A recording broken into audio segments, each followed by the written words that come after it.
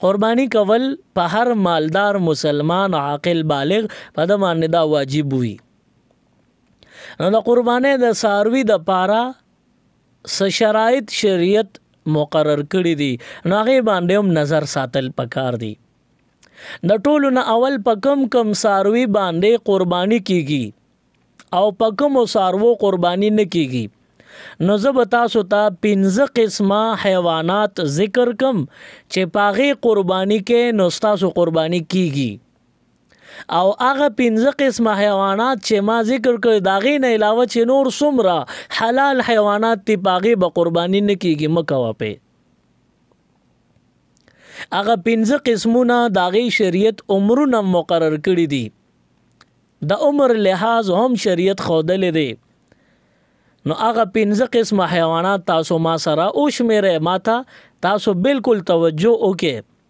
هغه 15 قسمه حیواناتو کې د ټولو نه اولنې قسم اوخ یا اوخه، نمبر 1، نمبر 2 میخه او سنډا، نمبر 3 غوا او غوی، نمبر 4 چیلے او چیلے، نمبر 5 ګډ او ګډا.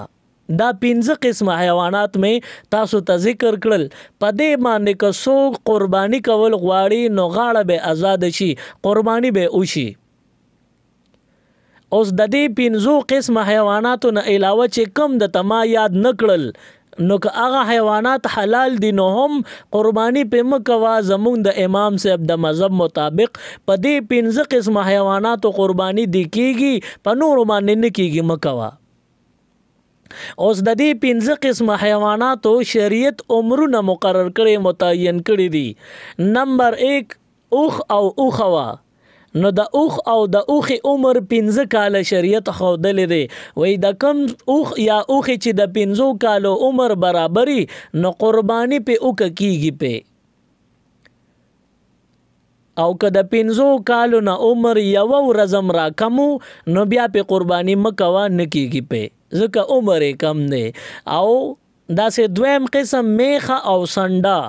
نو په دې کې شریعت عمر مقرر کړی دی چې د دې عمر هم 2 کال لازمي دی. د 2 کالو نه که کمو نو بیا که یو ورځ کمی نو په قربانی مکوا، قربانی په نکیږي. نمبر 3 غوا او غوی. د غوا او د غوی د میخه او د سنډا په شان مسله ده چې غوا او غوی باندې قربانی کول غواړي نو 2 کال عمر لازمی دی، شرط دی. که د 2 کالو برابر قربانی په او که غاړه دی آزاد شو، او که د 2 کالو نه یو ورځم را کمی نو قربانی په مکوا نکیږي.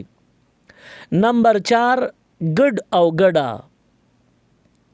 د دې لپاره شریعت کال عمر خودلې دی چې د ګډ او د ګډي عمر با 1 کال وی نو قربانی په اوک کیږي. او د ګډ او د ګډي په عمر کې شریعت معمولی رعایت کړی دی. وای که عمر د کال نه را کم شو خو بیا هم چې د کال ګډو کې پرې دی او پته پکې نه لګي نو چې د کال نه را کم عمر د ګډ یا صرف د ګډ یا د ګډي، دا صرف د ګډو د ګډي مسله کوم چې د ګډ یا د ګډي عمر د کال نه راکم وي خو ته په کال ګډو کې پرې د پته پکې نه لګي نو د کم ګډوري باندې قربانی او کیږي په. خو په شرط د دې چې د شپږو میاشتو نه مراخکت ني. که د شپږو میاشتو نه کمی نو که د خر نه غټي نو بیا په قربانی مکوا نکیږي په. نو دا سلور قسم حیوانات شو. آخري قسم د چیلی او د چیلې دی. نو د چیلی او د چیلې شریعت عمر خودلې دی. 1 کال عمر شرط دی. د 1 کال نه که یو ورځم عمر را کمو نو قربانی په مکوا، قربانی دی نکیږي. د چیلی او د چیلې په عمر کې شریعت سو گزاره نه کړي او د ګډ او د ګډي په عمر کې معمولی رعایت کړي دي. کله کال نه راکمي خو د کال ګډو چیلو کې پرې د قربانی په بیا کوه چې د کال ګډو چیلو کې ښکاری نه پته نه لګي بیا په قربانی کوه کیږي په. او د چیلی او د چیلې په عمر کې شریعت رعایت نه کړي وي. 1 کال شرط دی. کله کال نه راخته نو بیا په قربانی مکو نه کیږي. نو دا 15 قسم حیوانات می تاسو ته ذکر کړل. په دې باندې قرباني اوکې. د دین علاوه په نور حیواناتو د امام اعظم ابو حنیفه رحمت الله علیه د مذهب مطابق قرباني مکوي نکیږي په صرف دا 15 قسم دي په دې باندې قربانیو کې کیږي.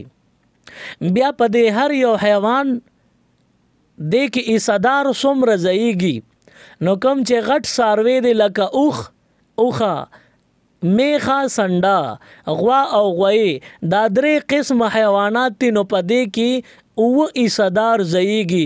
یو بندې په یوازم ذبح کول قرباني کول شي په 2 په 3 په 4 په 5 په 6 په او قسم قرباني کول شي.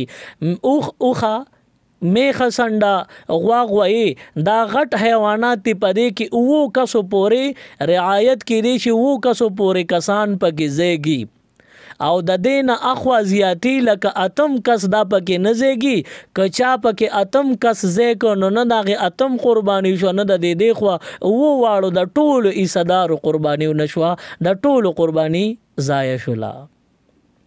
نو او کسانو پورې په غټ ساروي کې ایصدار زیدي شي قرباني پکېږي او ګډ یا ګډا چيلي یا چيله د دې دا وړو کې ساروي دي د دې د پاره ایصدار ډیر نه بلکې دا د یو کس د زمينه کافی کی دي شي د یو کس د طرف نه پدې باندې غاړه ازادي دي شي.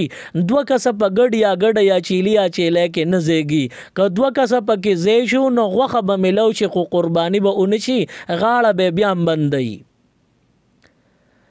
نو د ګډ او د ګډې د چيلي او د چيله د ایصدارو مسله دا ده چې یو ګډ چيلي یا ګډه او یا چيله دا د یو کس د طرف نه کافی کیږي زیاتی ایصدار پدې کې نه زیږي.